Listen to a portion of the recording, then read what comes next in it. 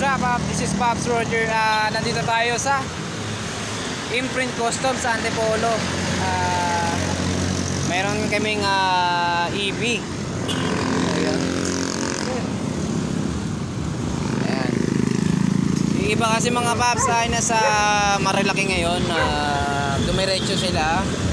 Well, bali kasi ako, dito na ako pumuesto agad. Huwag kayo iiyak. Siguro maya siguro ay aakyat na rin ako ng Marilaki. Oh my God! Kita-kits mamaya. Let's go!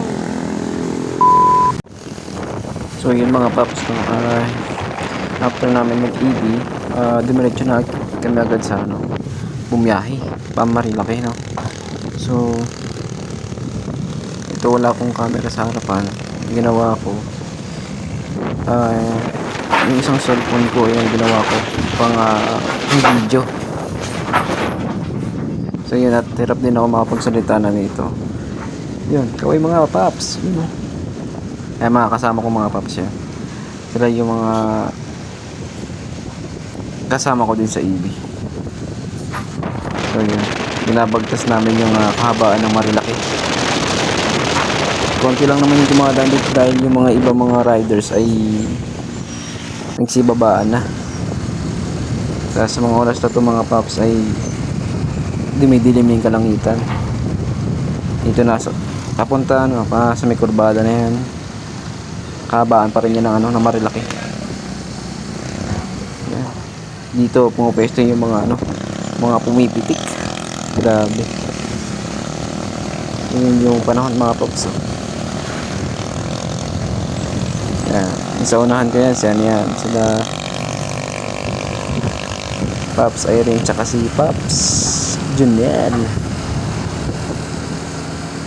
Ayun, pinabagtas namin yung Marilaki. Kahit yung panahon ko nakikita yung mga Pops medyo makulimlim na. Yan. Pero tuloy, akit kami ng Jared Speak.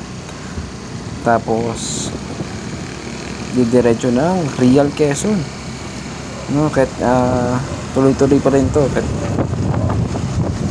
yung mga oras na to mga paps, wala pa kasing ambon, ako limlim pa lang.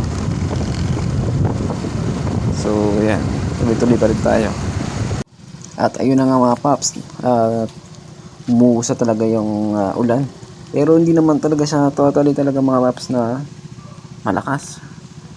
Siyempre, rainforest din talaga. Yan. Hindi naman siya sobrang lakas. Nakakabasa talaga siya. Kaya lahat kami ay nagsitigil para magsuot ng kanya-kanyang kapote. So yung mga paps na natin tuloy, papuntang Real Quezon. Nandito na lang kami sa may Jared Speak. Sa Infanta Quezon.